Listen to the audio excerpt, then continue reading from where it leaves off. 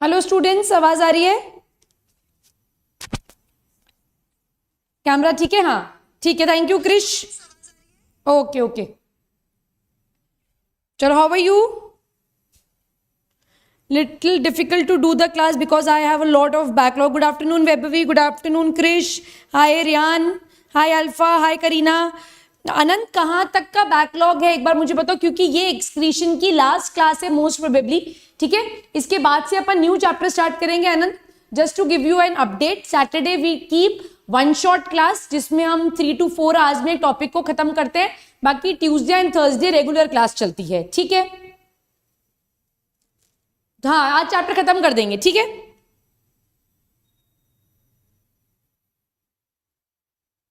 Start करें?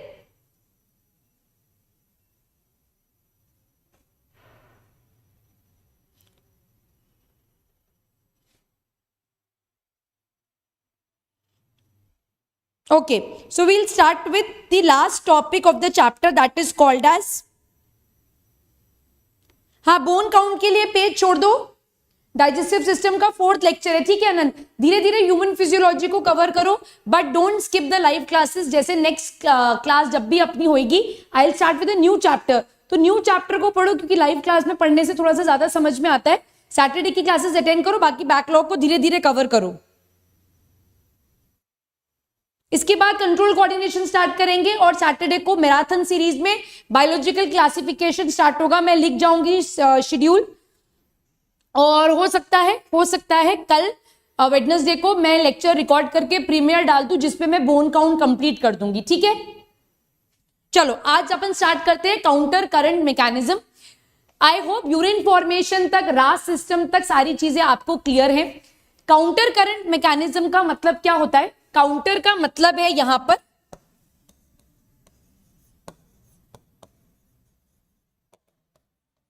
Opposite flow. Opposite flow का मतलब जो फिल्ट्रेट है और ब्लड है वो दोनों ऑपोजिट डायरेक्शन में ट्रैवल कर रहे हैं। That is the meaning of counter current mechanism. Good afternoon Krish, ठीक है? देखो अपन बार बार एक ही डायग्राम बना रहे हैं बट ये बहुत इंपॉर्टेंट है। This is the Bowman's capsule. Efferent arteriole. It divides into tuft of capillaries. It forms efferent.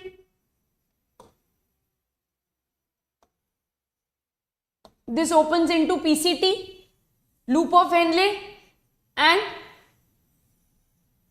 DCT, and then it opens into collecting ducts, ठीक? ये इफरेंट आर्टीरियोल यहां पर नेटवर्क बनाती है विच इज वासा रेक्टा। अब यहां ध्यान से देखो काउंटर करंट मैकेनिज्म अपन कैसे पढ़ेंगे। This is the descending limb,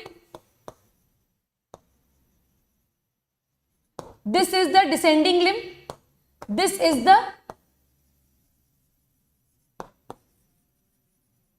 the ascending limb. इस डिसेंडिंग और असेंडिंग लिम्ब में यहां ध्यान से देखो, मैं सिर्फ लूप ऑफ हेनले बना रही हूं यहां। इसमें फिल्ट्रेट का मूवमेंट डाउनवर्ड है, असेंडिंग में फिल्ट्रेट का मूवमेंट अपवर्ड है। तो यहां पर जो फिल्ट्रेट है ये ऑपोजिट डायरेक्शन में चल रहा है। So this forms your first counter current mechanism, ठीक? दूसरा देखो, यहां पर वासा रेक्टा प्रेजेंट है, यहां पर वासा रेक्टा प्रेजेंट है। अगर मैं यहां वासा रेक्टा बनाऊं, अगर मैं यहां पर वासा रेक्टा बनाऊं, देखो ध्यान से, वासा रेक्टा को अगर मैं यहां खोलकर बना दूं, सो दिस इज योर वासा रेक्टा। अब यहां ध्यान से देखो, this is the descending part of vasa रेक्टा, this is the descending part of, this is the descending part of vasa recta and this is the ascending part of vasa recta. This is the ascending part of vasa recta. अब इस vasa recta के अंदर blood present है, इस vasa recta के अंदर blood present है। Descending में ब्लड का डायरेक्शन डाउनवर्ड, असेंडिंग में ब्लड का मूवमेंट अपवर्ड, तो यहां पर ब्लड भी ऑपोजिट डायरेक्शन में मूव कर रहा है, so this forms your second counter current mechanism. क्या ये बात यहां पर समझ में आई? साउंड इको हो रहा है, इको होना तो नहीं चाहिए, मैं माइक थोड़ा दूर करूं। Divyan, I have just started, this is very important as इस टॉपिक पे बच्चे थोड़ा सा कंफ्यूज हो जाते हैं, दैट्स इट। तो उस कंफ्यूजन को ही अपन दूर करेंगे।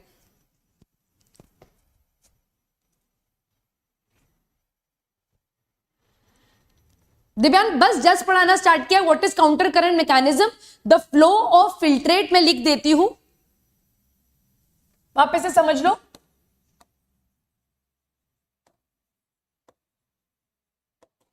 The flow of filtrate in loop of Henle, देखो यहां पर दोबारा,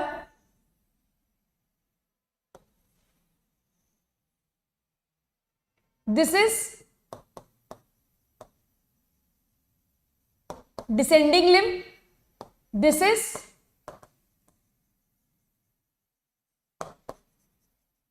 ascending limb। यहां पर फिल्ट्रेट डाउनवर्ड डायरेक्शन में है, यहां पर फिल्ट्रेट अपवर्ड डायरेक्शन में है, तो फिल्ट्रेट ऑपोजिट डायरेक्शन में मूव कर रहे हैं। This forms your first counter current mechanism.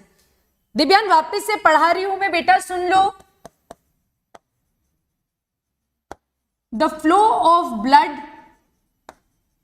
in vasa recta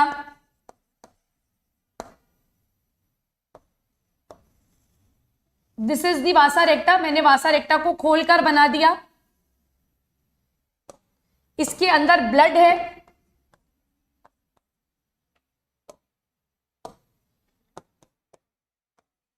this is the descending limb,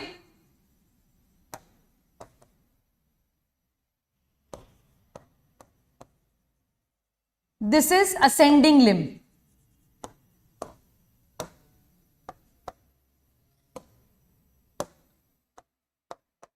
यहां पर ब्लड जो है ये डाउनवर्ड डायरेक्शन और ये अपवर्ड डायरेक्शन में जा रहा है, so this forms your second counter current mechanism. एक चीज याद रखना, जहां पर ascending limb of loop of Henle है, जहां पर ascending limb of loop of Henle है, so this is the vasa recta here,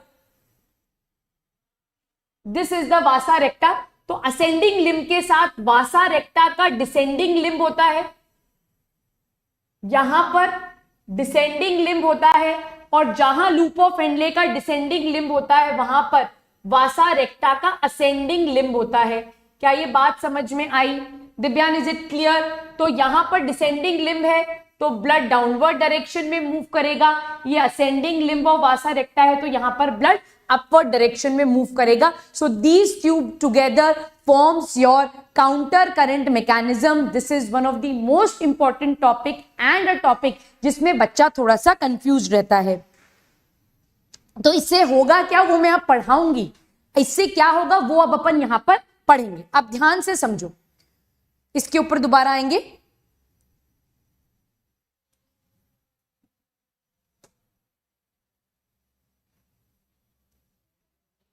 इससे क्या होगा, इससे बहुत सारी इंपॉर्टेंट चीजें होंगी, अभी समझेंगे अपन सारी चीजें एक एक करके।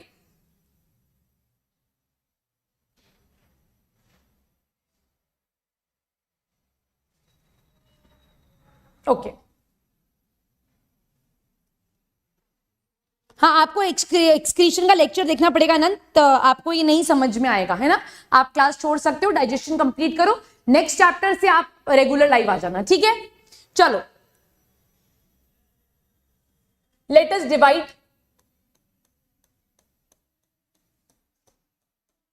the board like this.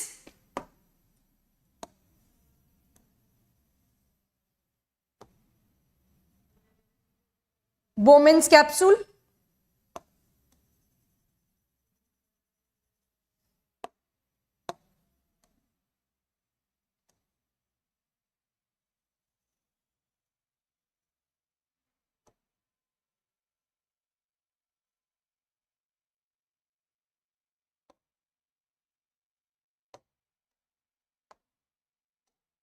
ठीक है। ये डायग्राम आपको क्लियर है, इसमें मुझे लगता नहीं है किसी को कोई डाउट होगा।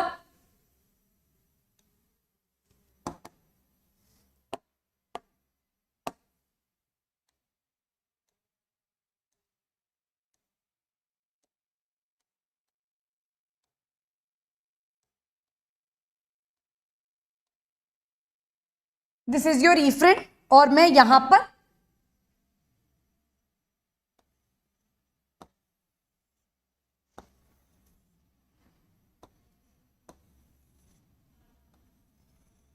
पर I am drawing your Vasa recta, ठीक है, क्लियर। इसमें किसी को डाउट है? अगर मार्किंग करें, सो this is the cortex part, this is the medulla part, clear. कोई बात नहीं दिव्यान, हाय अंजलि, कोई बात नहीं, जितने नंबर आगे उतने बहुत है, कोई टेंशन लेने की जरूरत नहीं है इन मार्क्स के। वासा रेक्टा बाद में ड्रॉ करेंगे, चलो वासा रेक्टा से अभी कंफ्यूजन होगा। यहां देखो, this is your loop of Henley, this is your DCT, this is your PCT, this is your collecting duct. I don't think so यहां तक कोई प्रॉब्लम है। नाउ द स्पेस बिटवीन, यहां पर ये जो स्पेस है अपन डिस्कस कर चुके हैं, this space consists of interstitial fluid. इसमें किसी को डाउट नहीं होना चाहिए, ये मैं ब्लड वैस्कुलर वाले चैप्टर में पढ़ा चुकी हूं कि यहां पर जो फ्लूइड होता है टिश्यू के बाहर, that fluid is called as interstitial fluid. तो यहां पर आप मार्क कर लीजिए, this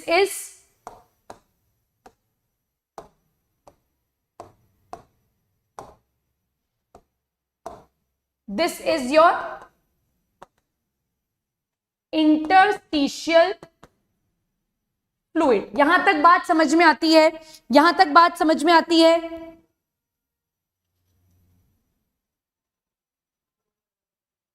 Anand, that is so good,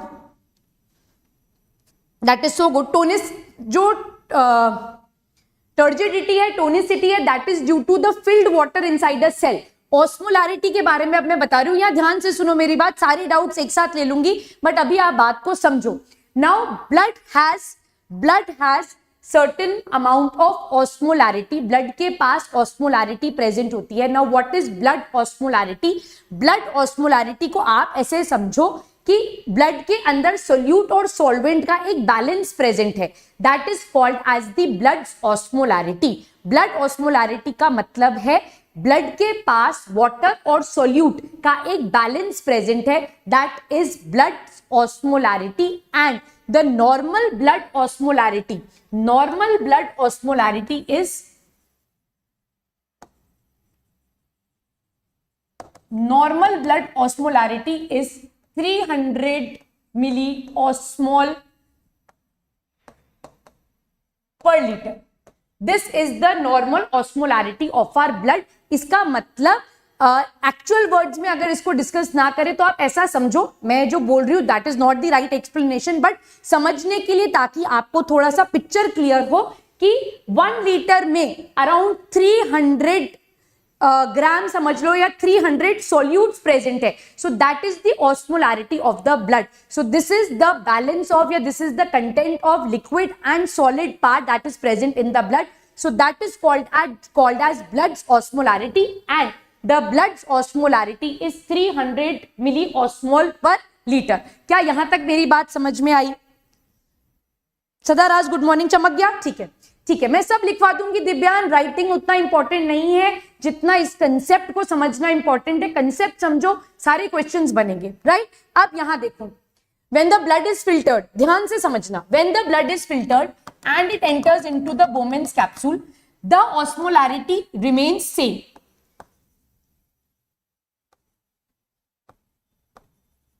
ठीक है, यहां पर ऑस्मोलैरिटी ब्लड की सेम रहती है। पीसीटी पर आओ, ध्यान से, अगर आपने मेरा लेक्चर सुना है, पीसीटी पर जितने सॉल्यूट्स अब्सॉर्ब होते हैं उतना ही सॉल्वेंट अब्सॉर्ब होता है, जितने सॉल्यूट अब्सॉर्ब हुए उतना ही सॉल्वेंट अब्सॉर्ब हुआ। तो यहां पर भी कैसी कंडीशंस रहती हैं? यहां पर भी आइसोटोनिक कंडीशंस रहती हैं। यहां पर कैसी कंडीशंस रहती हैं? यहां पर आइसोटोनिक कंडीशंस मेंटेन रहती है। दैट मींस यहां पर अगर आपसे कोई ब्लड का ऑस्मोलैरिटी पूछे तो यहां पर भी ब्लड की ऑस्मोलैरिटी कितनी होगी? 300 मिलीऑस्मोल पर लीटर होगी। क्लियर है ये बात?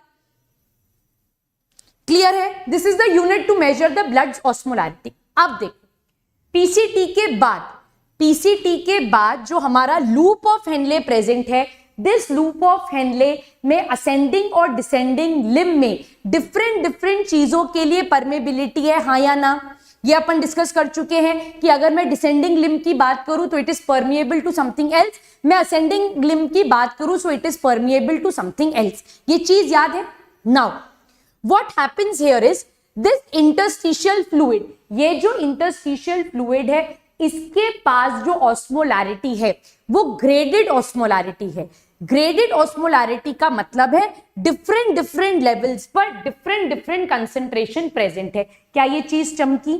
ये जो इंटरस्टिशियल फ्लूइड है, ध्यान से समझना बेटा, ये एक ऐसा टॉपिक है जिसमें बहुत बच्चे कंफ्यूज हो जाते हैं, कहां क्या हो रहा है कहां। तो मैं जो वर्ड्स बोल रही हूं ना उसको एकदम ध्यान लगा के सुनो, क्योंकि मैं आपको बिल्कुल बेस से उठा के सारी चीजें समझा रही हूं। इसके बाद आप 11th एनसीईआरटी पढ़ो, आप कैम्बल पढ़ो, आप ट्रूमैन पढ़ो, आप पियर्सन पढ़ो, दुनिया की कोई सी भी किताब आप पढ़ लोगे तो आपको मेरी बात कान में गूंजेगी। मैं डाउट सारे एक साथ लूंगी, ठीक है?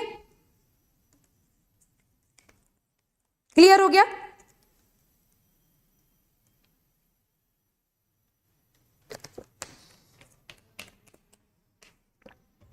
इंटरस्टिशियम में ग्रेडेड ऑस्मोलैरिटी प्रेजेंट है, मतलब अलग अलग जगह पर अलग अलग ऑस्मोलैरिटी प्रेजेंट है। जैसे यहां 400, यहां 600, यहां 800, यहां 1000 और बिल्कुल डीप में जाकर 1200।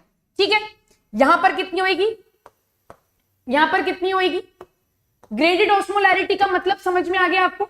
ग्रेडेड ऑस्मोलैरिटी का मतलब समझ में आ गया, इसमें कोई डाउट तो नहीं है? क्या दिव्यांग, क्या डाउट है? हाँ, मोलैरिटी की मतलब बिल्कुल करेक्ट बात है। हाँ, पीसीटी में बिल्कुल सेम रहता है, जितना सोल्यूट अब्सॉर्ब होगा उतना ही सॉल्वेंट उसके पीछे पीछे चला जाएगा, बिकॉज पीसीटी जो है इट इज परमिएबल, वो सोल्यूट के लिए परमिएबल है और वो सॉल्वेंट के लिए भी परमिएबल है। यहां तक चमक गया सबको? यहां तक चमक गया सबको? यहां तक चमक गया?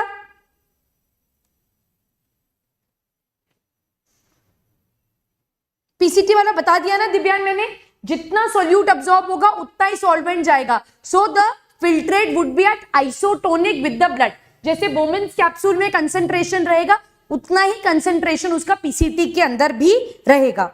ठीक ठीक है, ठीक है, चमक गया। चलो अब यहां देखो, when the filtrate enters, when the filtrate enters, when the filtrate enters the descending limb of Henle, जब ये फिल्ट्रेट डिसेंडिंग लिम्ब पर आता है, so the descending limb is permeable only to water. ये किसके परमिएबल है? ये सिर्फ और सिर्फ वाटर के लिए परमिएबल है।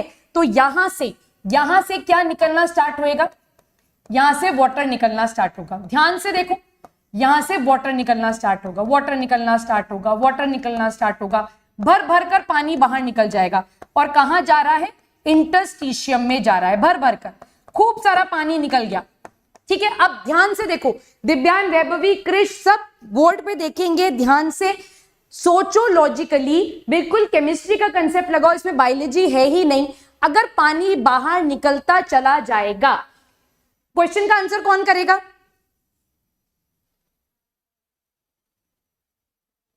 हाँ समझ लो, क्वेश्चन का आंसर कौन करेगा? नाम लिखो जल्दी से, क्वेश्चन का आंसर कौन करेगा? रोहित। रोहित, अब मुझे बात बताओ, अगर मैं फिल्ट्रेट से पानी को निकालती चली जाऊंगी, फिल्ट्रेट को पानी से निकालती चली जाऊंगी, तो मेरी डिसेंडिंग लिम्ब ऑफ हेनले में अंदर, मेरी डिसेंडिंग लिम्ब ऑफ हेनले के अंदर हाइपरटोनिक सिचुएशंस बनेंगी या हाइपोटोनिक सिचुएशंस बनेंगी? जल्दी से जवाब बताओ, जल्दी से जवाब बताओ। Very good, concentrated. तो यहां पर अंदर कैसी सिचुएशंस बनेंगी? अंदर हाइपरटोनिक सिचुएशंस बन जाएंगी, अंदर हाइपरटोनिक सिचुएशंस बन जाएंगी, and the osmolarity of the filtrate would change from 300 it will be 400। पानी निकला और पानी निकला 600 हो गया, और पानी निकला 800 हो गया, और पानी निकला 1000 हो गया, और पानी निकला यहां पर 1200 हो गया। मतलब आपकी डिसेंडिंग लिम्ब ऑफ हेनले का कंसंट्रेशन, जैसे जैसे जैसे हम नीचे जाते जा रहे हैं, the concentration is exactly similar to the graded interstitial concentration. क्या ये मेरी बात चमकी? क्या ये मेरी बात चमकी? चमकी। पानी निकलता चला जा रहा है, पानी निकलता चला जा रहा है, तो अंदर कैसी सिचुएशंस हो जाएंगी? अंदर हाइपरटोनिक सिचुएशन हो जाएगी and the osmolarity would gradually increase. 400 होगी, फिर नीचे जाएंगे 600, फिर 800, फिर 1000 और 1200। दैट मीन्स जो कंसंट्रेशन है, जो ऑस्मोलैरिटी है मेरी डिसेंडिंग लिम्ब ऑफ हेनले की, वो एग्जैक्टली किसको मैच करेगी? मेरे इंटरस्टिशियल फ्लूइड के कंसंट्रेशन को मैच करेगी। क्या ये मेरी बात सबको समझ में आ गई? ठीक है, मैं दिव्यान आपसे क्वेश्चन पूछूंगी पर कंसेप्ट समझ में आ गया? कंसेप्ट क्लियर है? बिल्कुल एब्सोल्युटली क्लियर, इसमें कोई कंफ्यूजन नहीं है। अगर कंफ्यूजन नहीं है तो आगे देखो। कलर कौन सा लूं? कलर ही खत्म हो गई यहां से। अब देखो, अब मैं आ गई असेंडिंग लिम्ब पर। अब मैं आ गई असेंडिंग लिम्ब पर। This ascending limb is permeable to ions like sodium and chloride. It is permeable to salt. यहां से भर भर कर क्या निकलेंगे? सॉल्ट्स बाहर निकलेंगे। बिल्कुल एग्जैक्ट मैच करेगी, कर रही है ना? देखो, अब यहां से देखो, यहां से क्या निकलना स्टार्ट हुआ? यहां से सॉल्ट्स निकलने स्टार्ट हुए, और सॉल्ट्स में भी कौन सा? सोडियम। सोडियम निकला, सोडियम निकला, सोडियम निकल गया, सोडियम निकल गया, सोडियम निकल गया, सोडियम निकल गया, सोडियम निकल गया सोडियम। अब देखो, अगर सोडियम निकालती चली जाऊंगी तो अब मेरी असेंडिंग लिम्ब ऑफ हेनले का कंसंट्रेशन क्या होगा? कंसंट्रेशन ग्रेजुअली डिक्रीज होता चला जाएगा। पहले 1000 होएगा, फिर 800 होगा, फिर 600 होगा, फिर 400 होगा, ऊपर जाके 200 हो जाएगा, 300 होएगा, 200 हो जाएगा, 100 हो जाएगा। यहां तक बात समझ में आई? यहां तक बात समझ में आई? So this opposite flow of the fluid changing the concentrations is called as the counter current mechanism that is running in what? That is running in our loop of Henle. क्या ये बात समझ में आ गई? क्लियर है दिव्यांग? क्या ये कंसेप्ट क्लियर है? वैभवी, क्रिश, करीना, रोहित, विवेक, क्लियर? अल्फा मेल बोल रहा सब कुछ क्लियर हो गया, साफ सफा चट मामला। क्लियर? क्लियर? तो यहां पर ये सोडियम आ गया इंटरस्टिशियल फ्लूइड में, और यहां पर वाटर आ गया। क्लियर बात? क्लियर कंसेप्ट है? क्लियर कंसेप्ट है? नहीं, 300 पर लूप ऑफ हेनले में रुकेगा, डीसीटी पे जाएगा। अब डीसीटी की बात बता रही हूं। लूप ऑफ हेनले तक ध्यान से देखो, लूप ऑफ हेनले तक ध्यान से देखो, मैंने 300 ही लिखा है। तो ये सिमिलर हो गया किसके? आपके ब्लड के सिमिलर हो गया। किसके सिमिलर हो गया? आपके ब्लड के सिमिलर हो गया। अब आपकी बॉडी में, अब मेरी बात ध्यान से सुनो, यहां तक कोई डाउट है? यहां तक कोई डाउट है? असेंडिंग वाला रिपीट करूं? ओके। असेंडिंग में जब चढ़ा फ्लूइड, धीरे धीरे फिल्ट्रेट जब चढ़ता चला जा रहा है, so this ascending limb of Henle is permeable to what? It is permeable to salt, it is permeable to sodium. तो यहां से जैसे जैसे सोडियम निकलता चला जाएगा, सोल्यूट निकलता चला जाएगा, तो ऑस्मोलैरिटी क्या होती चली जाएगी? ग्रेजुअली डिक्रीज होती चली जाएगी। 1200 से 1000, 800, 600, 400 और 300 तक पहुंचेगी। दैट मींस वापस से किसको मैच करेगी? आपके ब्लड को मैच करेगी। क्या ये बात समझ में आ गई? मैम सिमिलर हो जाते हैं तो फिर भी डायरेक्शनल मूवमेंट होके बैलेंस करते होंगे ना? हाँ बिल्कुल बैलेंस करेंगे ये। अब आपका फ्लूइड, आपका फिल्ट्रेट जो है वो आ गया आपकी डीसीटी पर। अब डीसीटी पर दो चीजें काम करती हैं। डीसीटी पर दो चीजें काम करती हैं। वन, कौन कौन सी? दिव्यांग बताओ। चलो, डीसीटी पर कौन सी दो चीजें काम करती हैं? बताओ कौन सी दो चीजें डीसीटी पर काम कर रही हैं? कौन सी दो चीजें आपकी डीसीटी पर काम कर रही हैं? बताओ बताओ बताओ, कौन सी दो चीजें डीसीटी पर काम कर रही हैं?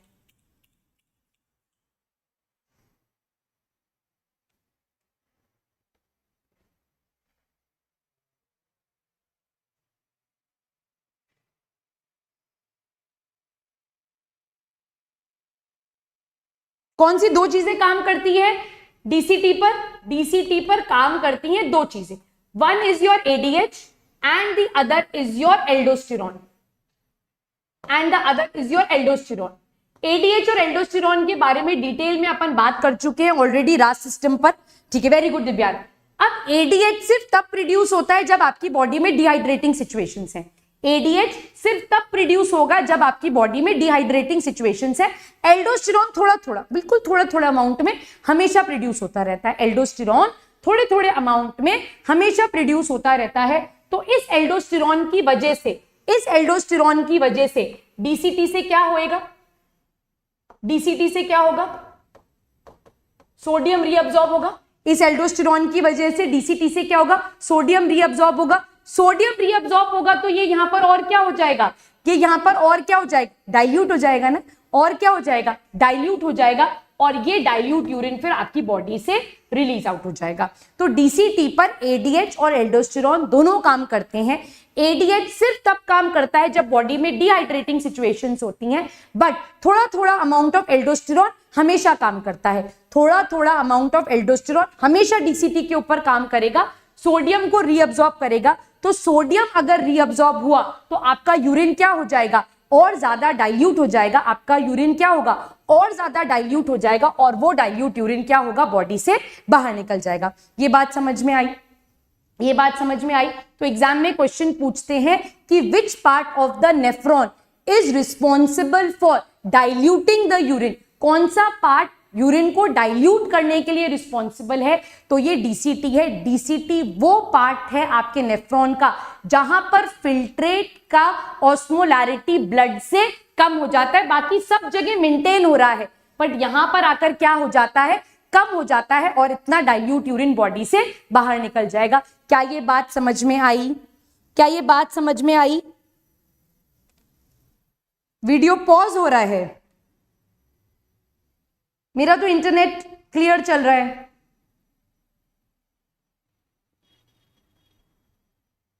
यहां तक बात समझ में आ गई? यहां तक क्लियर है?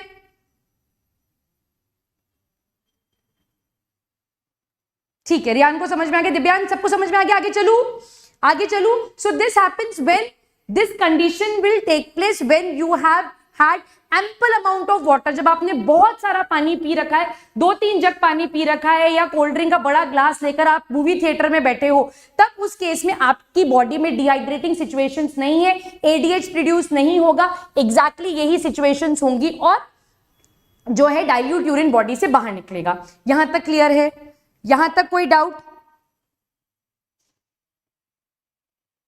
बेटा ascending loop limb of Henle is responsible for concentrating the urine? No. The part of the nephron which is responsible for the dilution or concentration of the urine is DCT, which is a part of nephron, and the other is collecting duct.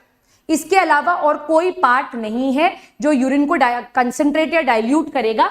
यहां तक 300 तक ये जो पूरा counter current अपन ने पढ़ा है, ये तो आप जियो मरो कुछ भी करो, ये तो ऐसा का ऐसा ही चलेगा। इसमें कोई डिफरेंस नहीं आएगा। ये बिल्कुल ऐसा ही चलेगा जैसा मैंने आपको बताया है। वो part of the kidney, the part of the nephron which is responsible for concentration और डाइल्यूशन ऑफ द यूरिन। तो नेफ्रॉन का पार्ट डीसीटी, और दूसरा पार्ट है कलेक्टिंग डक्ट। इसके अलावा और कोई पार्ट रिस्पॉन्सिबल नहीं है जो यूरिन की टोनिसिटी को चेंज कर सके।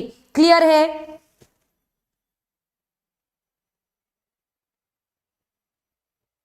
हाँ, उसने तो ऑस्मोलैरिटी को सेम ही छोड़ दिया ना, वहां तो काउंटर करंट चल रहा है। काउंटर करंट क्यों चल रहा है अभी सब्सिक्वेंटली समझ में आएगा, क्योंकि अभी अपन ने इसमें वासा रेक्टा को डिस्कस नहीं करा है। ठीक,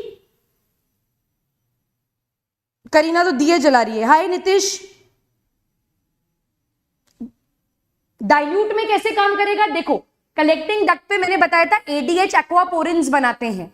एडीएच एक्वापोरिन्स बनाते हैं। जब एडीएच ही नहीं आया तो यहां से कुछ भी रीअब्सॉर्ब नहीं होगा, वाटर ऐसा का ऐसा निकल जाएगा, और यूरिन कैसा पास हो जाएगा? यूरिन डाइल्यूट बाहर निकल जाएगा। क्लियर? क्लियर है? यहां तक क्लियर? अब आगे देखो,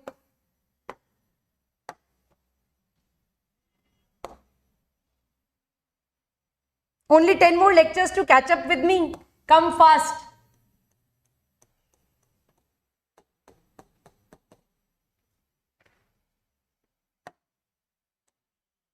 यो अपर वाला पार्ट में इतना बनाकर छोड़ रही हूं, अपना कंसंट्रेशन पूरा किस पर है, इस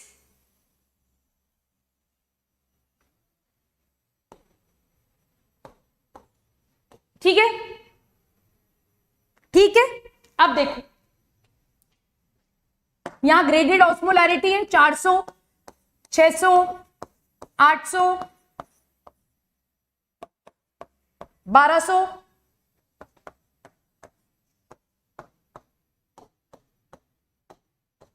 ठीक है।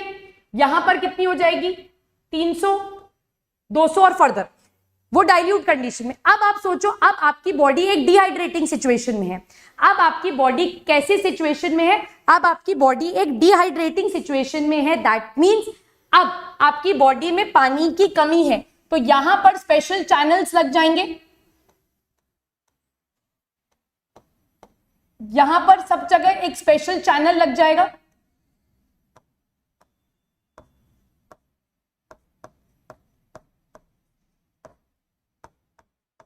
यहां पर स्पेशल चैनल्स लग जाएंगे और ये स्पेशल चैनल्स क्या करेंगे, भर भर के वाटर को रीअब्सॉर्ब करेंगे। ये चैनल्स क्या करेंगे, भर भर के वाटर को रीअब्सॉर्ब करेंगे। यहां पर क्या होगा, भर भर के वाटर का रीअब्सॉर्प्शन होगा। अगर डीसीटी और सीटी पर वाटर का रीअब्सॉर्प्शन ज्यादा हो जाएगा, सो अब आपकी बॉडी से पास होने वाला यूरिन कैसा हो जाएगा, कंसंट्रेटेड हो जाएगा। ये चीज अपन ऑलरेडी डिस्कस कर चुके हैं। देखो तो डीसीटी और कलेक्टिंग टिब्यूल ही रिस्पॉन्सिबल है किस चीज के लिए, आपकी यूरिन को डाइल्यूट या कंसंट्रेट करने के लिए।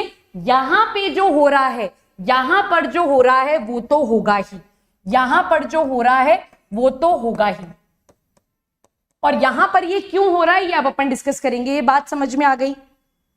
हाँ, hormone feedback mechanism absolutely correct दिव्यांग। अब यहां पर एक इंपॉर्टेंट चीज जो अपन ने नहीं डिस्कस करी है उसको डिस्कस करते हैं, ठीक है। अच्छा बताओ, यहां यूरिया होगा, यस और नो? यहां यूरिया होगा, यहां यूरिया होगा, यहां यूरिया होगा, यहां यूरिया, यहां यूरिया, यहां यूरिया, यहां सब जगह यूरिया है, सब जगह यूरिया है। यूरिया नाराज है, यूरिया नाराज है कि मेरा तो कुछ करो, मेरा तो कुछ हो ही नहीं रहा, मैं तो ऐसा का ऐसा ही निकलता चला जा रहा हूं, है ना, मेरा तो कुछ करो। वो नाराज है कि मेरा तो कुछ बना ही नहीं। तो कलेक्टिंग डक्ट बोलता है wait, I will absorb. So this last part of the collecting tubule is permeable to urea. ये यूरिया को रीअब्सॉर्ब करता है। यहां ध्यान से देखो बेटा, बहुत छोटी छोटी बातें हैं कंसेप्ट की। This is your interstitial fluid, this is your interstitial fluid. तो यहां से क्या अब्सॉर्ब हो जाएगा, यूरिया। जैसे ही यूरिया इस पार्ट से अब्सॉर्ब हुआ, जैसे ही यूरिया इस पार्ट से अब्सॉर्ब हुआ, क्या ये वाटर को और अपनी तरफ खींचेगा या नहीं? जैसे ही यूरिया, जैसे ही सॉल्यूट इस कलेक्टिंग डक्ट से इंटरस्टिशियल फ्लूइड में जाएगा, तो क्या ये और वाटर को खींचेगा या नहीं खींचेगा अपनी तरफ? क्यों लिया? क्योंकि आपको वाटर कंजर्व करना है। तो अगर यूरिया आएगा तो यहां से और वाटर आएगा, यहां से और वाटर आएगा। दैट मींस आप और कंसंट्रेटेड यूरिन बाहर निकालोगे, आप यहां से और कंसंट्रेटेड यूरिन बाहर निकालोगे। कितना कंसंट्रेटेड यूरिन बाहर निकाल सकते हैं हम? 1200 मिली ऑस्मोल पर लीटर। इतना कंसंट्रेटेड यूरिन हम बाहर निकाल सकते हैं। और ये किसकी मदद से हो रहा है? ये एडीएच के एक्वापोरिन्स की मदद से हो रहा है, प्लस यूरिया के रीअब्सॉर्प्शन से हो रहा है। तो यूरिया की वजह से और पानी आ गया। यहां तक बात समझ में आई? दिव्यांग, सॉल्यूट आप इधर देखो, इधर देखो,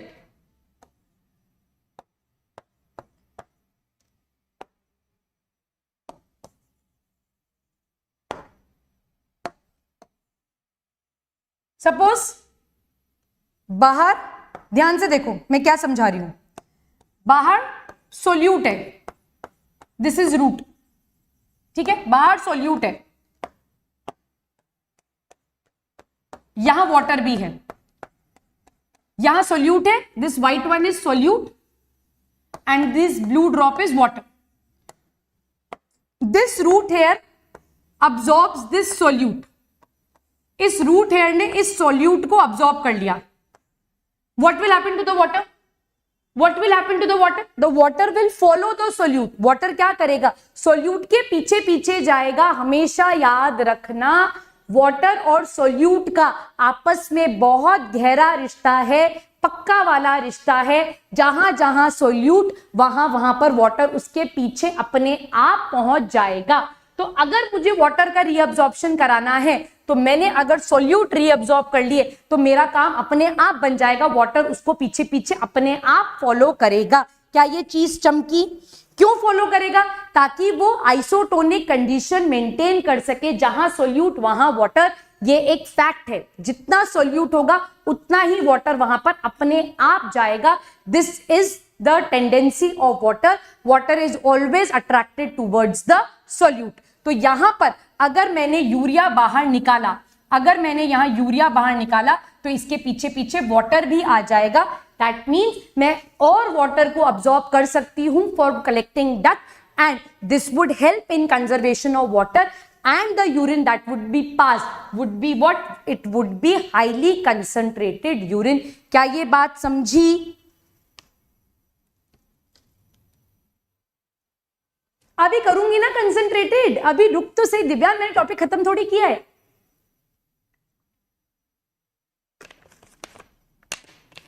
कैसे होगा देखो, कैसे होगा. अब यूरिया आ गया, यूरिया के पीछे पीछे पानी आ गया. बट ये जो लिम्ब है, this ascending limb of loop of Henley, this will again draw the water towards it will again draw the urea towards itself. तो जितना यूरिया यहां से अब्सॉर्ब हुआ उतना ही यूरिया वापस इसके अंदर चला गया. तो यूरिया इस पार्ट में खेलता रहता है और it will help in the concentration of urine and this is called as urea recycling. इसको क्या बोला अपन ने? इसको यूरिया रिसाइक्लिंग बोला. यूरिया के पीछे वाटर अब्सॉर्ब हुआ, जितना यूरिया यहां से निकला उतना ही यूरिया वापस से ascending limb of loop of Henle में चला गया. यहां पर वाटर नहीं जा सकता because ascending limb of Henle is impermeable to water. क्या ये चीज चमकी?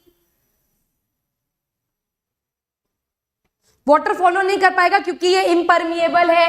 बॉडी बहुत स्मार्ट है, बॉडी बहुत स्मार्ट है, बॉडी बहुत स्मार्ट है. चमक गई दिव्यांग? चमकी?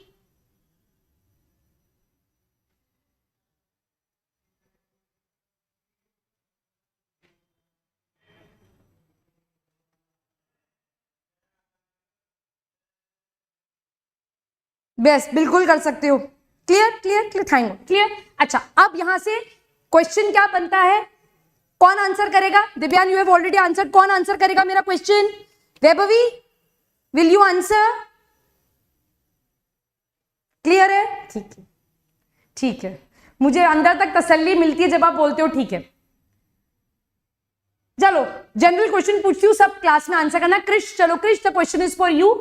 हमारी बॉडी, इसको देखकर मुझे बताओ, हमारी बॉडी कितना कंसंट्रेटेड यूरिन बॉडी के बाहर फेंक सकती है? कितना कंसंट्रेट कर सकते हैं हम? कितना कंसंट्रेट कर सकते हैं हम? कितना कंसंट्रेटेड यूरिन बॉडी के बाहर फेंक सकते हैं? Yes, very good Krish, very good. 1200 मतलब ब्लड के कंसंट्रेशन से 4 टाइम्स आप उसे क्या कर सकते हो? कंसंट्रेट कर सकते हो. उतना कंसंट्रेटेड यूरिन हम बॉडी से बाहर निकाल सकते हैं. ये मैक्सिमम लिमिट है. ठीक है, वेरी गुड, वेरी गुड. सबके लिए claps. Very good Vaibhavi, very good Rohit, Riyan, very good. तो बॉडी के कंपैरिजन में जहां पर 300 milli osmole per litre concentration है, उसका 1200 मतलब 4 टाइम्स तक हम कंसंट्रेट कर सकते हैं. This is the beauty of our body.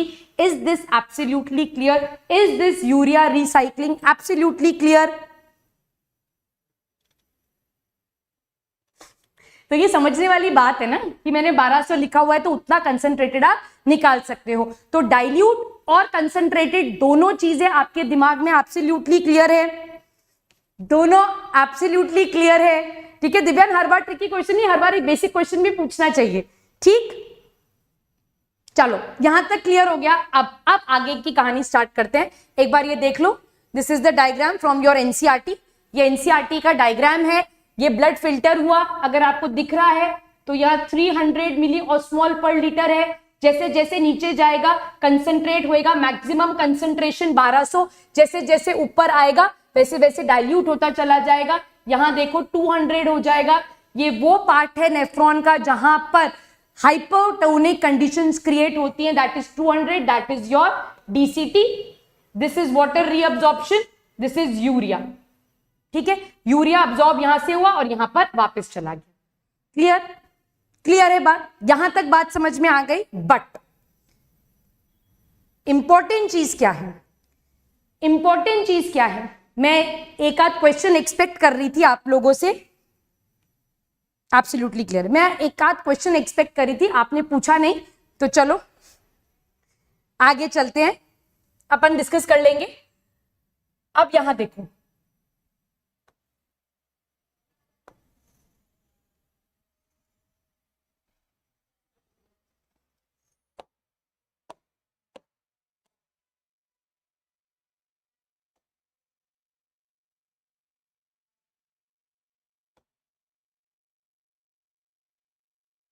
This is the loop of Henle. सुंदर नहीं बनी क्या? सुंदर बनाएंगे, सुंदर। खैर,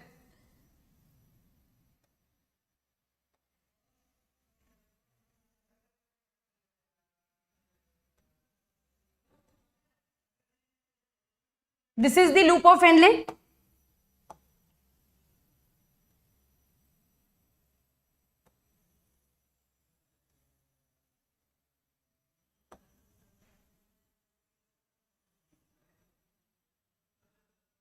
दिस इज वासा रेक्टा।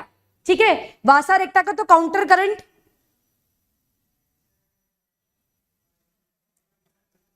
कैसे करते हैं? उसका जो क्या बोलेंगे उसको, हिस्टोलॉजी है।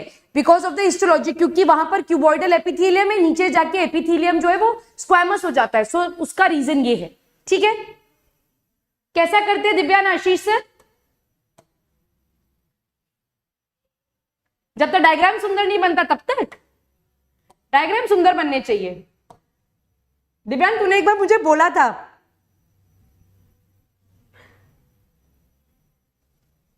याद है तुझे? क्या बोला था तूने मुझे एक बार दिव्यांग? याद कर।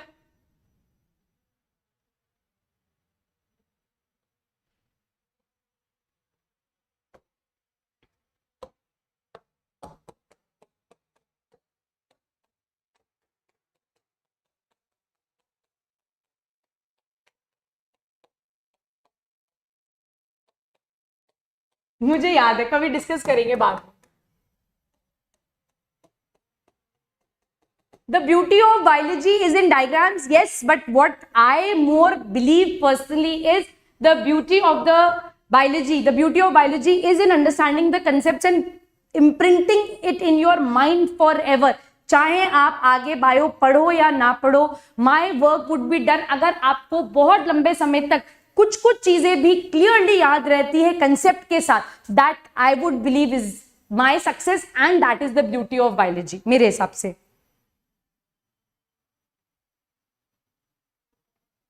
रटना है ही नहीं ना बायो में, बात तो इतनी सी है ना कि रटना नहीं है, वही ब्यूटी ऑफ बायोलॉजी खो जाती है बस।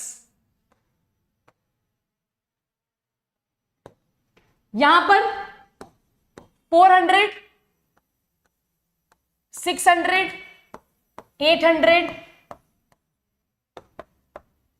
1200। ठीक है, अब मुझे सोचकर बताओ, यहां से जब वाटर रीअब्सॉर्ब हुआ, बहुत सारा वाटर रीअब्सॉर्ब हो गया, यहां से जब बहुत सारे आयंस रीअब्सॉर्ब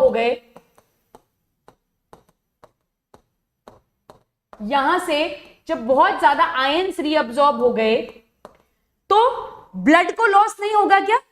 ब्लड को लॉस होगा, पहला। दूसरा, इस इंटरस्टिशियम की टोनिसिटी को भी मेंटेन करना है। यहां पर आपको यही ग्रेडेड कंसंट्रेशन बनाकर रखना है।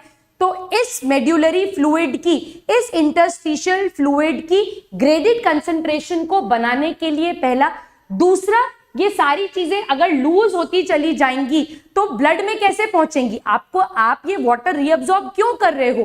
आप इतना ज्यादा डीसीटी से, सीटी से इतना सारा वाटर रीअब्सॉर्ब कर रहे हो, किस लिए कर रहे हो? इस इंटरस्टिशियम में थोड़ी ना छोड़ना है, ये सारा पानी आपको आपकी सर्कुलेशन में वापस भेजना है। उसके लिए एक और काउंटर करंट मैकेनिज्म चलता है, and that counter current mechanism runs where? It runs in the vasa recta. क्या मेरी बात समझ में आई? क्या मेरी बात समझ में आई? ठीक है, इंटरस्टिशियल फ्लूइड का ग्रेडेड ऑस्मोलैरिटी बनाने के लिए प्लस इन सारी चीजें, इतनी मेहनत करी है हमारे लूप ऑफ हेनले ने, वाटर खींचा, सॉल्ट खींचा, उधर से सीटी ने वाटर खींचा, सब तरह से पानी पानी ले लिया, सब तरफ से आयंस ले लिए। क्यों लिए? ताकि ये सारी चीजें जो है ये वापस से ब्लड में जा सके, इसीलिए तो इतनी मेहनत करी है ना। तो इसी मेहनत को बचाने के लिए एक और काउंटर करंट मैकेनिज्म चलता है, and that counter current mechanism runs in our vasa recta. ठीक है, अब यहां क्या होगा ध्यान से देखो, ये जो वासा रेक्टा है, this is your descending limb of vasa रेक्टा, this is your ascending limb of vasa recta। ठीक है, ये डिसेंडिंग है और ये असेंडिंग है। अब यहां पर अच्छा, वासा रेक्टा के अंदर क्या प्रेजेंट होगा? वासा रेक्टा के अंदर क्या प्रेजेंट होगा? वासा रेक्टा के अंदर क्या प्रेजेंट होगा? ब्लड प्रेजेंट होगा। वासा रेक्टा के अंदर क्या प्रेजेंट है मेरे बच्चों? ब्लड प्रेजेंट है, ब्लड। तो यहां पर कितनी ऑस्मोलैरिटी होगी ब्लड की? 300 milli osmole per litre. 300 osmole होगी या नहीं होगी? Yes, very good. अब यहां देखो, यहां जब ब्लड आया और कौन से डायरेक्शन में ट्रैवल कर रहा है? नीचे की तरफ ट्रैवल कर रहा है। तो अब ये सोडियम जो है, ये वासा रेक्टा, ध्यान से देखो, ये वासा रेक्टा क्या करेगा? इस सोडियम को अब्सॉर्ब कर लेगा। ये वासा रेक्टा इस सोडियम को अब्सॉर्ब कर लेगा। ये वासा रेक्टा इस सोडियम को अब्सॉर्ब कर लेगा। क्यों करेगा? क्यों करेगा? क्योंकि इंटरस्टिशियम में ग्रेडेड कंसंट्रेशन मेंटेन करना है, तो यहां पर सोडियम अब्सॉर्ब हो गया। ठीक, अब जैसे जैसे सोडियम अब्सॉर्ब हो रहा है, जैसे जैसे सोडियम अब्सॉर्ब हो रहा है, वैसे वैसे साथ में यहां से वाटर निकल रहा है, वैसे वैसे साथ में वाटर निकलता जा रहा है। और ये वाटर कहां जा रहा है? इंटरस्टिशियम में जा रहा है। ध्यान से समझना, ये वाटर इंटरस्टिशियम में जा रहा है। सोडियम अंदर आ रहा है, वाटर बाहर निकल रहा है, वाटर बाहर निकलता जा रहा है, सोडियम अंदर आता जा रहा है। What will happen to the tonicity? What will happen to the tonicity?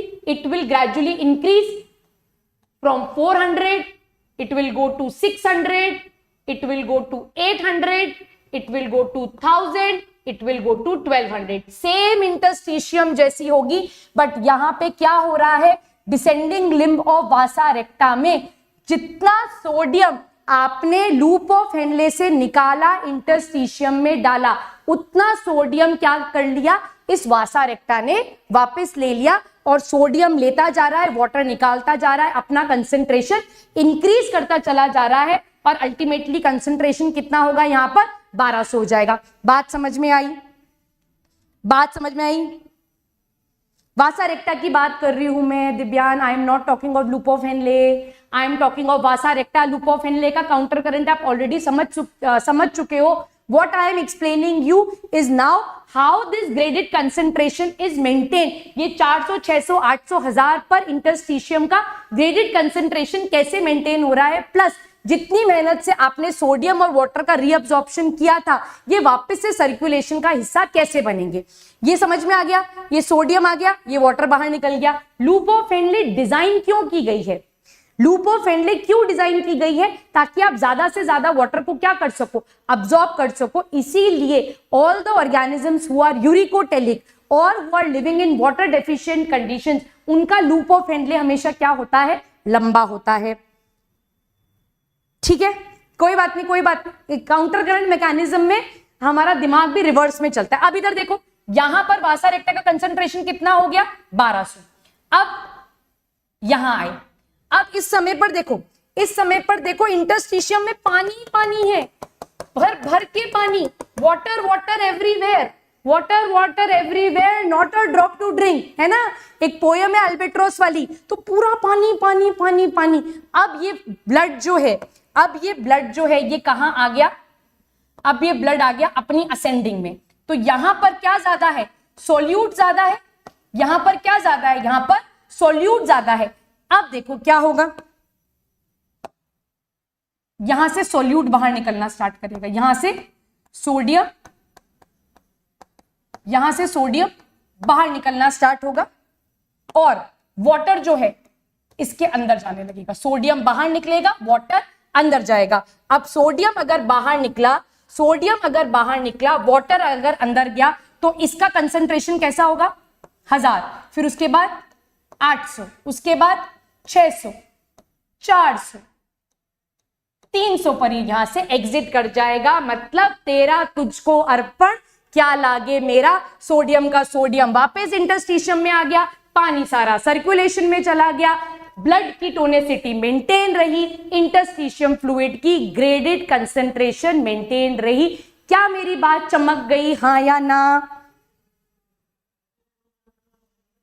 मैं इंग्लिश कहां पढ़ा रही, इंग्लिश कहां पढ़ा रही हूं, तो मुझे ऐसी एक लाइन याद आ गई थी, water water everywhere not a drop to drink. I think the poem is the Albatross, Ancient Mariner, the poem's name is Ancient Mariner. चमक गई, चमक गई, वाह वाह वाह, थैंक गॉड, सबको समझ में आ गया।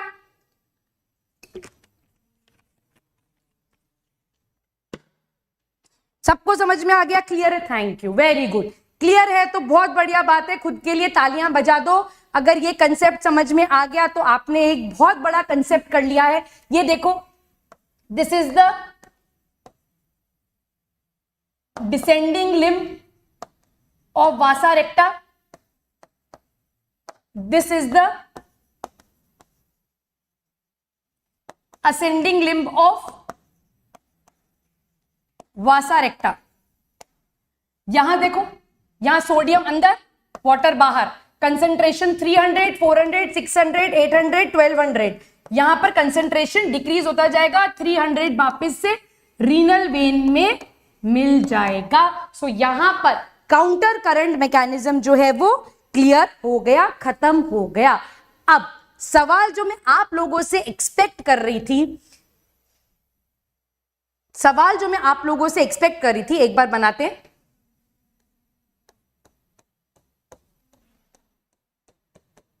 क्वेश्चन में एक्सपेक्ट कर रही थी कि मैम ये ग्रेडेड कंसंट्रेशन कैसे बना, ग्रेडेड कंसंट्रेशन कैसे बना, कोई बता सकता है ग्रेडेड कंसंट्रेशन कैसे बनेगा।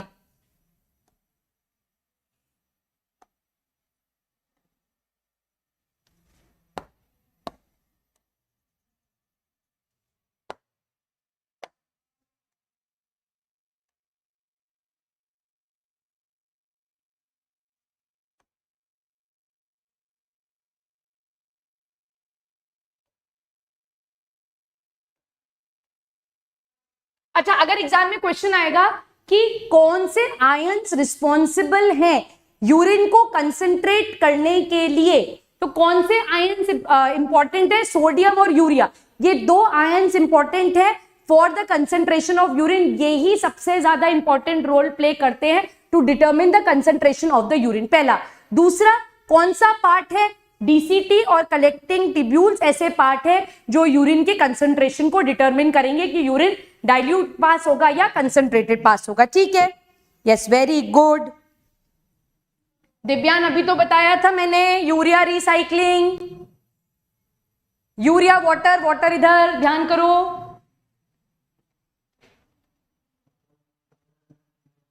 ध्यान करो, चमक गया। ठीक है, अब बताओ, अब बच्चा पैदा हुआ है ना, जस्ट न्यू बॉर्न बेबी, पहली बार उसकी किडनी से यूरिन पास हो रहा है, अब पहली बार अगर यूरिन पास होगा तो यहां पर ऑलरेडी कंसंट्रेशन मेंटेन्ड नहीं है, यहां पर ऑलरेडी कंसंट्रेशन मेंटेन नहीं है, धीरे धीरे ग्रेडियंट फॉर्म होता है। कैसे फॉर्म होता है देखो,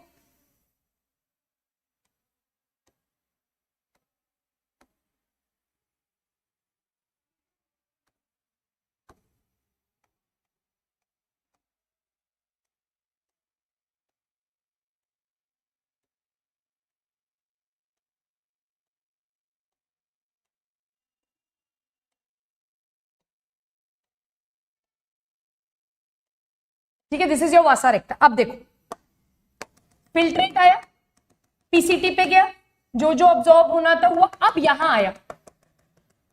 अब वो किस पर आया, अब वो आया आपकी डिसेंडिंग लिम्ब ऑफ हेनले पर। It is permeable to water, but water तब मूव करेगा ना जब वाटर के लिए यहां पर कोई अट्रैक्शन प्रेजेंट होगा। तो वाटर के लिए तो यहां कोई अट्रैक्शन है ही नहीं, क्योंकि यहां पर सोडियम है ही नहीं।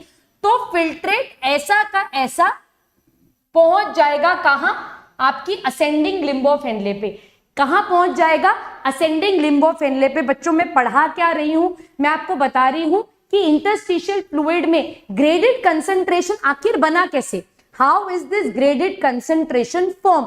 तो पहली बार जब बच्चा यूरिन का फॉर्मेशन करेगा, फर्स्ट टाइम जब उसका नेफ्रॉन काम करेगा, तब फ्लूइड जब इस डिसेंडिंग लिम्ब से पहुंचेगा तो बाहर कुछ भी नहीं है, बाहर कुछ भी नहीं है। ये भगवान ने बनाकर नहीं दिया हमको कि बाहर बच्चों इतना इतना ग्रेडेड कंसंट्रेशन होगा, नहीं, ये भगवान ने बनाकर नहीं दिया, ये हम ग्रेजुअली क्रिएट कर रहे हैं। अब देखो यहां से कुछ भी अब्सॉर्ब नहीं होगा, फिल्ट्रेट एज इट इज कहां पहुंच जाएगा, असेंडिंग लिम्ब में पहुंच जाएगा। असेंडिंग लिम्ब में जब पहुंचेगा तो असेंडिंग लिम्ब पर भगवान ने हमको क्या बना के दिए हैं, पंप्स बनाकर दिए हैं। क्या बनाकर दिए हैं, पंप्स बनाकर दिए हैं, सोडियम पंप्स बनाकर दिए हैं। ये सोडियम पंप्स जो हैं, ये सोडियम पंप्स जो हैं इस फिल्ट्रेट से सोडियम को बाहर निकाल के फेंकेंगे, सोडियम को बाहर निकाल कर फेंकेंगे। जैसे जैसे सोडियम बाहर जाता जाएगा। अच्छा आप मुझे बताओ, अगर मैं यहां मार्क करूं, अगर मैं ये पंप्स यहां पर मार्क करूं, आपको अपने आप समझ में आएगा कि ये ग्रेडेड कंसंट्रेशन ऊपर 400, फिर 600, फिर 800, फिर 1000 और सबसे ज्यादा 1200 नीचे क्यों है। बिल्कुल कंसेप्चुअल बात है ये।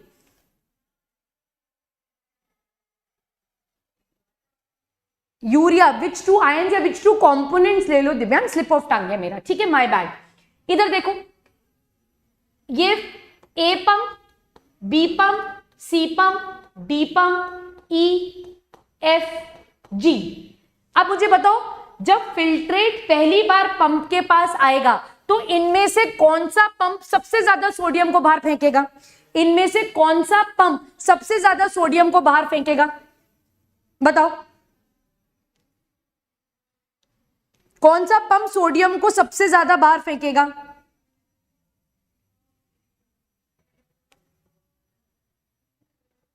जल्दी बताओ। Yes, very good very good, ए।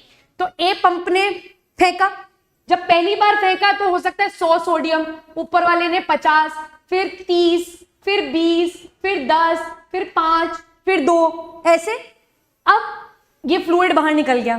सेकेंड टाइम जब फिल्ट्रेट फिर आया, सेकेंड टाइम जब फिल्ट्रेट आएगा, ध्यान से देखो, सेकेंड टाइम जब फिल्ट्रेट आएगा तो यहां पर सोडियम मिलेगा, यहां सोडियम मिलेगा। अब अगर यहां सोडियम मिला, यहां सोडियम मिला तो वाटर रीअब्सॉर्ब हो जाएगा, वाटर रीअब्सॉर्ब होगा। अगर वाटर रीअब्सॉर्ब हुआ तो यहां पर अब जो फिल्ट्रेट गया है वो और कंसंट्रेटेड है, दैट मींस उसके पास और सोडियम है, तो उसने और सोडियम भेजे। ऐसे करते करते सोडियम को आप बाहर भेजते चले जाओगे और ये ग्रेडेड कंसंट्रेशन क्रिएट होता चला जाएगा, क्योंकि इस फर्स्ट पंप के पास सबसे ज्यादा सोडियम आयंस आते हैं, इसीलिए डेप्थ ऑफ द मेड्यूला में कंसंट्रेशन सबसे ज्यादा होता है। ऊपर वाले पंप के पास सोडियम कम आते हैं, इसीलिए उसका कंसंट्रेशन कम होता है। Am I clear on this part, am I clear on this part. ये सिर्फ एक कंसेप्चुअल चीज है, एग्जाम पॉइंट ऑफ व्यू से बोलूं तो इसके ऊपर क्वेश्चन नहीं आएगा, बट ये आपको समझ में आना चाहिए कि क्यों 1200, क्यों 400 ऐसे ग्रेड्स में ये क्यों है। So this we are maintaining, ये हमने ग्रेजुअली मेंटेन किया है क्योंकि फर्स्ट पंप के पास सोडियम ज्यादा है, इसीलिए जितना डेप्थ में लूप ऑफ हेनले होगा उसका कंसेंट्रेशन उतना ही ज्यादा होगा। क्लियर? क्लियर? पीसीटी में कैसे क्रिएट होगा? Very good question. पीसीटी में कैसे क्रिएट होगा? इधर देखो, दिस इज योर पीसीटी, ठीक है, दिस इज योर पीसीटी। इस फिल्ट्रेट में ग्लूकोज है, इस फिल्ट्रेट में अमीनो एसिड है, इस फिल्ट्रेट में आयंस है। This glucose and amino acid is actively absorbed, it is actively absorb. Solute actively absorb हो गया, सोल्यूट एक बार एक्टिवली अब्सॉर्ब हो गया तो वाटर उसे पैसिवली फॉलो कर लेगा। This is how gradient is created in PCT, because PCT के अंदर जो फिल्ट्रेट है उसमें आपकी बॉडी की काम की चीजें प्रेजेंट है, वहां पर ग्लूकोज प्रेजेंट है, अमीनो एसिड प्रेजेंट है। पंप्स हमेशा रहते हैं, pumps are always there, these pumps will always throw the sodium out, ठीक है, यही परमेबिलिटी बना रहे हैं, ठीक है, ठीक है। चलूं आगे? क्लियर हो गई बात? चलो, now this ends our chapter here. Now we will discuss about some important diseases. Okay, so these are some abnormal urine condition, ठीक। फर्स्ट इज एल्ब्यूमिनुरिया, ठीक है, albuminuria. Presence of albumin in the urine is called as albuminuria. मतलब जो plasma protein आपका glomerulus से filter ही नहीं होना चाहिए था, वो फिल्टर होकर यूरिन में अगर आ रहा है, so that condition is called as albuminuria. It is due to the presence of albumin in the urine. ये कब होता है? जब आपके नेफ्रॉन में इन्फ्लेमेशन हो जाता है, आपकी ग्लोमेरुलाई जो है उसके अंदर जो पोर्स हैं, ठीक, वो पोर साइज इंक्रीज हो गया, वहां पर कोई इंफेक्शन है, इन्फ्लेमेशन है, उसकी वजह से फिल्ट्रेशन प्रॉपर नहीं हो पा रहा, ठीक है। यही मैं बोल रही हूं, यहां पर फिल्टरिंग स्लिट्स का साइज इंक्रीज हो जाएगा तो एल्ब्यूमिन इज फिल्टर्ड, और पूरे नेफ्रॉन में कहीं मैकेनिज्म नहीं है प्रोटीन के रीअब्जॉर्प्शन का, इसीलिए अगर वो एल्ब्यूमिन फिल्टर होके आपके नेफ्रॉन की टिब्यूल्स में गया तो फिर वो यूरिन में निकलेगा ही निकलेगा। This condition is called as albuminuria, ठीक है। पीपीटी कहां लाई हूं? सिर्फ डिजीजेस की है, सिर्फ डिजीजेस समझा रही हूं, पूरा लिखने में बहुत टाइम जाता है। Glycosuria, glycosuria is the presence of glucose, ठीक है, यूरिन के अंदर अगर ग्लूकोज है, so that condition is called as glycosuria.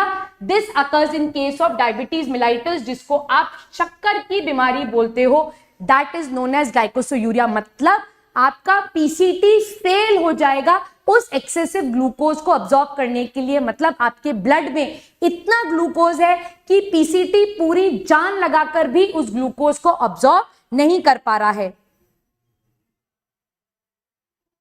अरे दुख क्यों होता है? किस बात पे दिव्यांग दुख होता है? दिव्यांग किस बात पर दुख हो रहा है?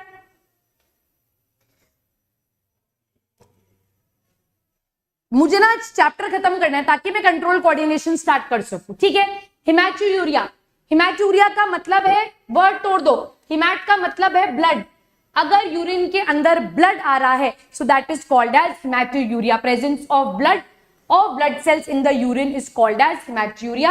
इसमें यूरिन जो है वो कैसा कलर का होगा? रेड कलर का, ठीक है। कीटोनूरिया, अगर यूरिन में कीटोन बॉडीज प्रेजेंट है, अगर यूरिन में कीटोन बॉडीज आ जाते हैं that is called as ketonuria. Ketonuria भी डायबिटीज के केस में आ जाते हैं, डायबिटीज के केस में। अगर यूरिन में हीमोग्लोबिन आ गया तो हीमोग्लोबिनूरिया। अगर यूरिन में बहुत ज्यादा यूरिया है, जरूरत से ज्यादा, कितना 2.5 to 3 बताया था मैंने परसेंटेज में, अगर उससे ज्यादा यूरिया ब्लड में यूरिन में निकल रहा है so that is called as uremia, ठीक है। कौन सी डिजीजेस नहीं पढ़ाई? अच्छा, प्लियोट्रोपी म्यूटेशन, हाँ मैं कवर करा दूंगी, ठीक है। डायलिसिस अभी पढ़ाती हूं। किडनी स्टोन्स, किडनी स्टोन्स, ठीक है, आप बार बार पूछ रहे थे स्टोन स्टोन्स, सो ये है kidney stones. What is the site of kidney stones? It mainly occurs in the calyx region, it occurs in the pelvis region और it can take place in the ureter region. Renal stones होते क्यों है? Renal stones takes place due to excessive concentration of urine. मतलब अगर आप पानी नहीं पीते हो तो आपकी बॉडी से हमेशा पास होने वाला यूरिन कैसा होगा? हमेशा कंसंट्रेटेड यूरिन होगा. और उस कंसंट्रेटेड यूरिन की वजह से जो कैल्शियम सॉल्ट्स हैं वो पेल्विस पर, केलिक्स पर या फिर यूरेटर के ऊपर डिपॉजिट हो जाते हैं and that results in the formation of kidney stones, जिनको हम मेडिकल भाषा में रीनल कैल्कुलाई कहते हैं. ठीक है, which is called as renal calculi. ठीक है, इससे ज्यादा इसमें और पढ़ने की आपको जरूरत नहीं है. ठीक है, आ जाते, डायरेक्ट क्वेश्चन आ जाएगा तो आ जाएगा. इसके ऊपर क्वेश्चन आया है एक बार एनएससीजेएस में, ग्लोमेरुलोनेफ्राइटिस. ठीक है, किसी भी वर्ड के पीछे बच्चों अगर आइटिस लग जाए, किसी भी वर्ड के पीछे अगर आइटिस लग जाए उसका मतलब होता है इन्फ्लेमेशन. किसी भी वर्ड के पीछे अगर आइटिस लग जाए दैट मींस इन्फ्लेमेशन. तो ग्लोमेरुलोनेफ्राइटिस का मतलब है नेफ्रॉन के ग्लोमेरुलस में इन्फ्लेमेशन हो गया है. Inflammation of glomeruli of kidney is called as glomerulonephritis. It could be due to any infection or dysfunctioning of the body. तो यहां पर जो फिल्ट्रेशन है वही क्या हो जाता है? फेल हो जाता है. That is called as glomerulonephritis.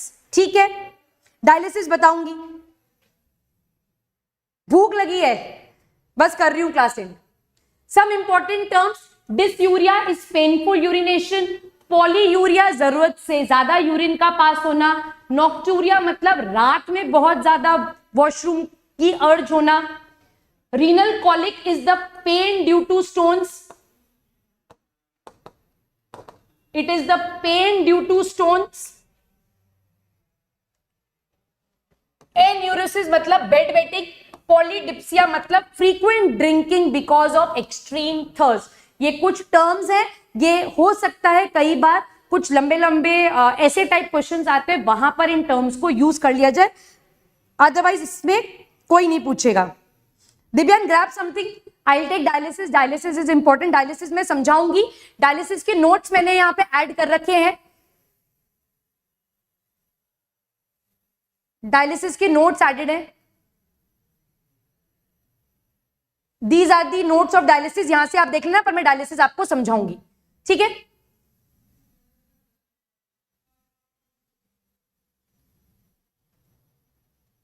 ठीक है. डायलिसिस लास्ट टॉपिक है आज का, चैप्टर का भी लास्ट टॉपिक है dialysis.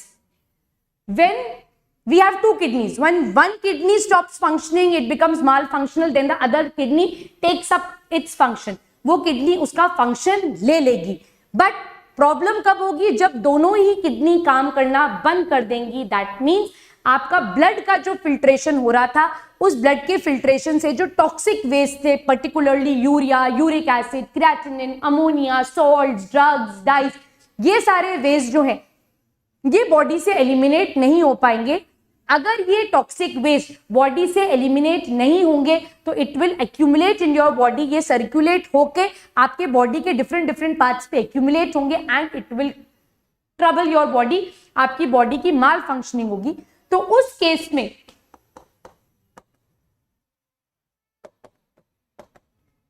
Artificial filtration of the blood outside the body, artificial filtration of the blood outside the body is called as dialysis. अब इस डायलिसिस में क्या किया जाता है? अच्छा, क्वेश्चन का आंसर कौन करेगा?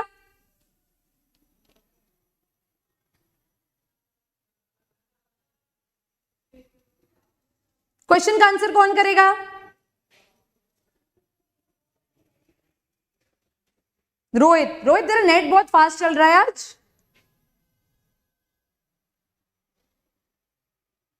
क्रिश. चल विशाल तू बता. डायलिसिस करने के लिए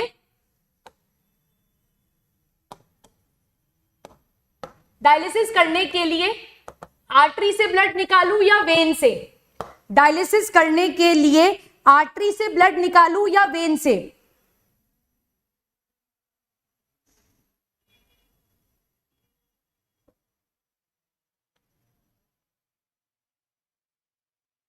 वैभवी, दिव्यान?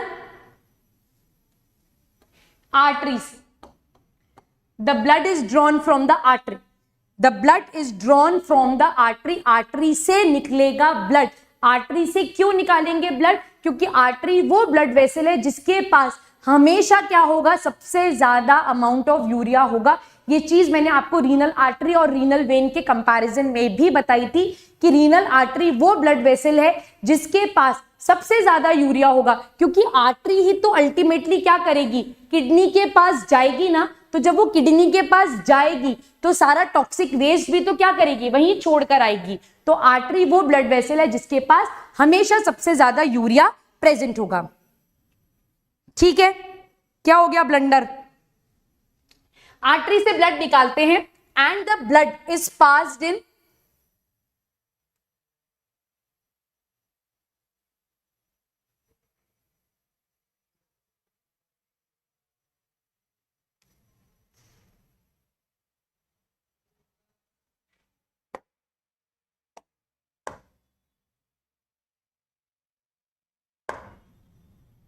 इसको क्या हो गया?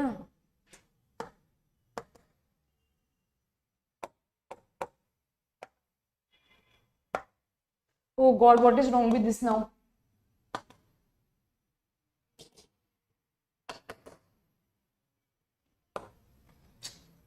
ओहो, मुझे टॉपिक खत्म करना था, इसको क्या हो गया?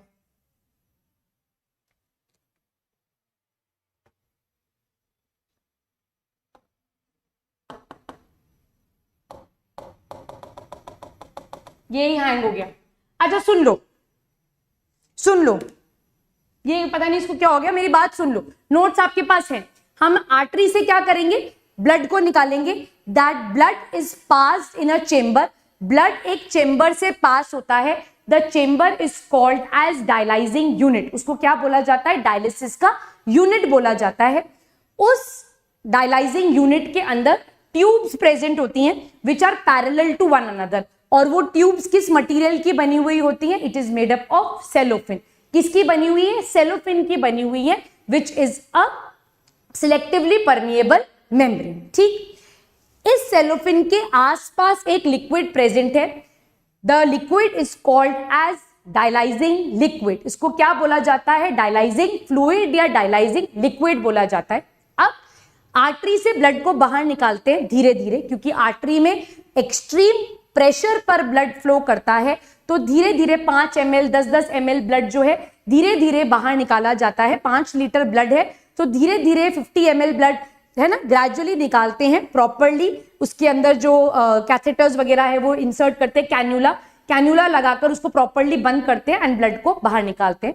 The blood is then passed into the tubes. Blood जो है उन सेलोफिन ट्यूब्स के अंदर ब्लड को मूव किया जाता है. Now, when the blood is moving inside the tubes, it comes in contact with the dialyzing fluid. ये blood किसके contact में आता है? Dialyzing liquid के contact में आता है.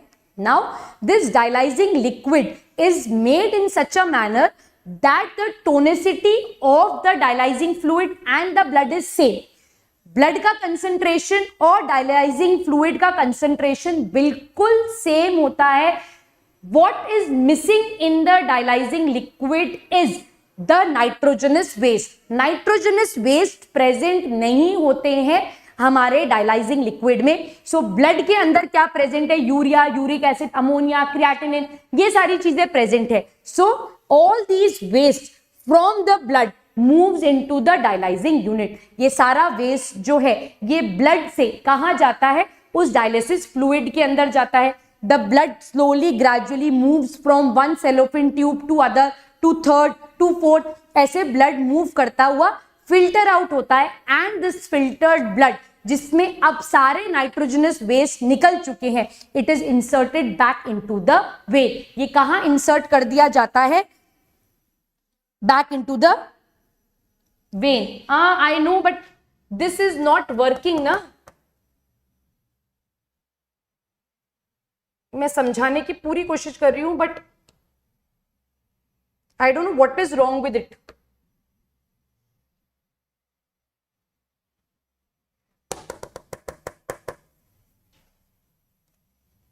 कुछ भी नहीं हो रहा कोई, और मुझे लग रहा है नोट्स ना निकल जाएं सारे, मेरे को बहुत ज्यादा ट्रबलफुल लग रहा है। यहां तक समझ में आया? यहां तक समझ में आया? यहां तक समझ में आया? आर्टरी वापस से सुनो, एक डायलाइजिंग फ्लूइड चेंबर है, उसके अंदर ट्यूब्स हैं, parallelly arrange tubes. These tubes are made up of cellophane material. इस सेलोफिन मटेरियल के अंदर ब्लड को पास किया जाता है। इस डायलाइजिंग यूनिट के अंदर एक डायलाइजिंग फ्लूइड भरा हुआ रहता है। इस डायलाइजिंग फ्लूइड का कंसेंट्रेशन बिल्कुल ब्लड के जैसे होता है। What is not present in the dialysing fluid is the nitrogenous waste. तो जितना नाइट्रोजनस वेस्ट हमारे ब्लड में होता है वो हमारे सेलोफिन ट्यूब से कहां चला जाता है? उस डायलाइजिंग लिक्विड में चला जाता है, and the filtered blood is sent back to the vein. This is a gradual process. It takes around 12 hours for one dialysis to take place. Generally हफ्ते में 3 दिन होता है, but it can vary from person to person. ठीक है? क्रिश समझ में आया अभी? क्रिश समझ में आया?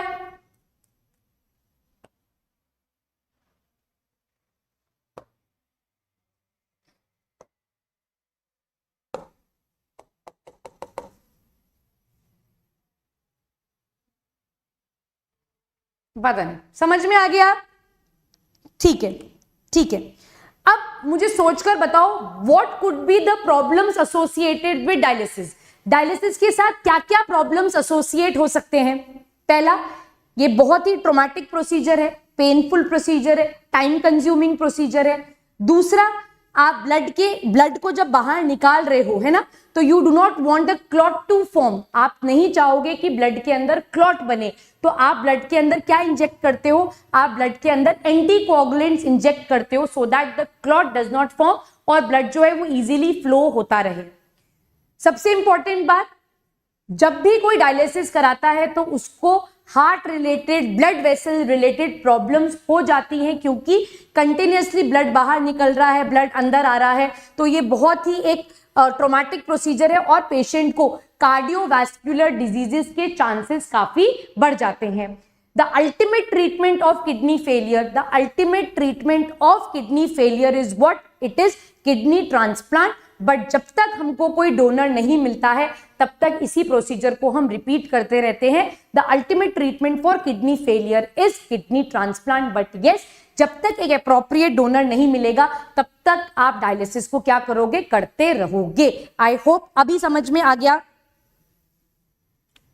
क्या करा अंश? स्कूल वालों ने डरा दिया। स्कूल वालों ने क्यों डराया? फ्लूइड नहीं समझा, मेरे पास डायग्राम नहीं है बनाने के लिए, ये हैंग ही हो गया है। देखो, एक आपको क्या करना है बेटा, डायलिसिस में बेसिक एम क्या है? आपको ब्लड से जितने भी नाइट्रोजनस वेस्ट है वो बाहर निकालने हैं। ब्लड से नाइट्रोजनस वेस्ट बाहर निकालने हैं, दैट मीन आपको ब्लड से उन्हें फिल्टर आउट करना पड़ेगा। फिल्टर आउट करने के लिए आप क्या करोगे? आप ब्लड को ऐसे किसी लिक्विड के कांटेक्ट में लेकर आओ जहां पर वो नाइट्रोजनस वेस्ट नहीं है, तो वो नाइट्रोजनस में वेस्ट जो है वो अपने हायर कंसंट्रेशन से लोअर कंसंट्रेशन की तरफ मूव हो जाएंगे। दैट मीन वो ब्लड से कहां चले जाएंगे? डायलाइजिंग लिक्विड के अंदर चले जाएंगे। ठीक है अंश, ऐसा कुछ नहीं होगा। ऊपर क्या करूं? यहां कहीं से कुछ हो ही नहीं रहा, क्लिक टू एग्जिट लिखा हुआ आ रहा है। क्रिश अभी क्लियर हो गया? बेटा, इस डायलिसिस को ही आर्टिफिशियल किडनी कहा जाता है।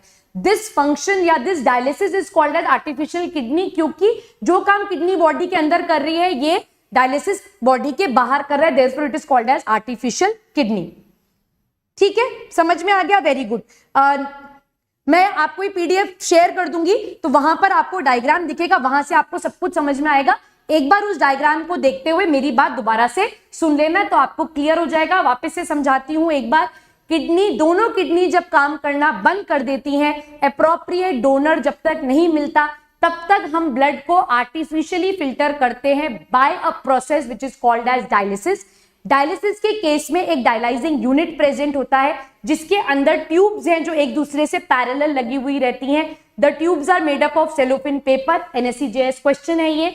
इस मशीन के अंदर एक लिक्विड भरा हुआ रहता है। लिक्विड का कंसंट्रेशन बिल्कुल ब्लड के जैसा होता है, सिर्फ उसमें नाइट्रोजनस बेस प्रेजेंट नहीं होते। तो ये ब्लड जब उस लिक्विड के कांटेक्ट में आता है तो ब्लड से नाइट्रोजनस वेस्ट इस फ्लूइड के अंदर आ जाता है। फिल्टर्ड ब्लड को वापस से आप वेन के अंदर डाल देते हो। ऐसा बैचेस में होता चला जाता है जब तक कि हम पूरे ब्लड को फिल्टर आउट नहीं कर देते। हम ब्लड को ग्रेजुअली धीरे धीरे कर निकालते हैं। 5 लीटर का 5 लीटर ब्लड एक साथ बाहर नहीं निकालते। So this is the concept of dialysis. Yes, that is haemodialysis. That is haemodialysis. Difference in the kidney is due to cell chapter याद करो। सेल चैप्टर में मैंने एंटीजेंस पढ़ाए थे, तो हर किडनी पर स्पेसिफिक एंटीजेंस प्रेजेंट है, इसीलिए मैचिंग नहीं होती है बेटा। रोहित क्या डाउट है? क्या पल्ले नहीं पड़ा तुझे? डायग्राम नहीं दिख रहा ना, इसीलिए प्रॉब्लम आ रही है।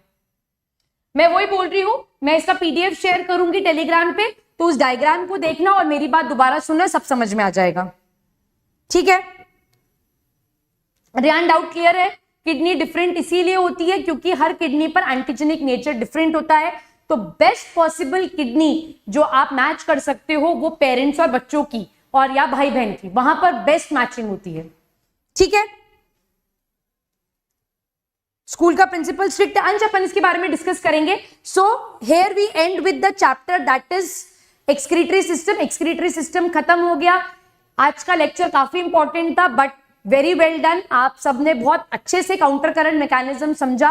डायलिसिस के पार्ट पे टेक्निकल इशू हो गया मुझे, तो आप जो मैंने समझाया उसको एक बार डायग्राम देखकर कोरिलेट करना, आपको सब समझ में आएगा, कोई दिक्कत नहीं आएगी। थर्सडे को अपन स्टार्ट करेंगे विद कंट्रोल एंड कोऑर्डिनेशन, जिसमें हॉर्मोन्स और ब्रेन वाला पार्ट करेंगे, है ना, वो इंपॉर्टेंट टॉपिक है। कल हो सकता है मैं एक प्रीमियर डाल दूं जिसमें मैं बोन्स वाला पार्ट खत्म कर दूंगी, ताकि आपका बोन का काउंटिंग खत्म हो जाए और एनिमल फिजियोलॉजी बस खत्म हो जाए। इसके बाद सैटरडे को जो मैराथन क्लास है उसमें मैं डाइवर्सिटी वाला चैप्टर स्टार्ट करूंगी। 4-4 घंटे में जितनी जितनी डाइवर्सिटी होती जाएगी उतनी उतनी मैं कवर करती चली जाऊंगी। ठीक है बच्चों? ELP of this chapter I will send. ठीक है, चलो bye, all the best, let's crack it.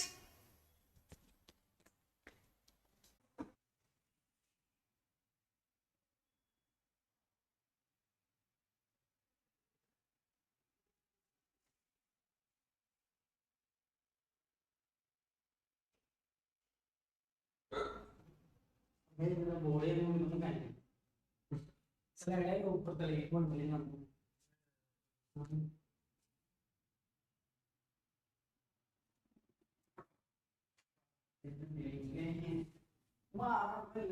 Online बोलो बात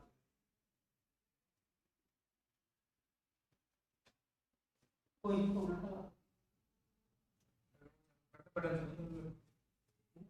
थोड़ा टाइम ले बोल रहे हैं ऐसे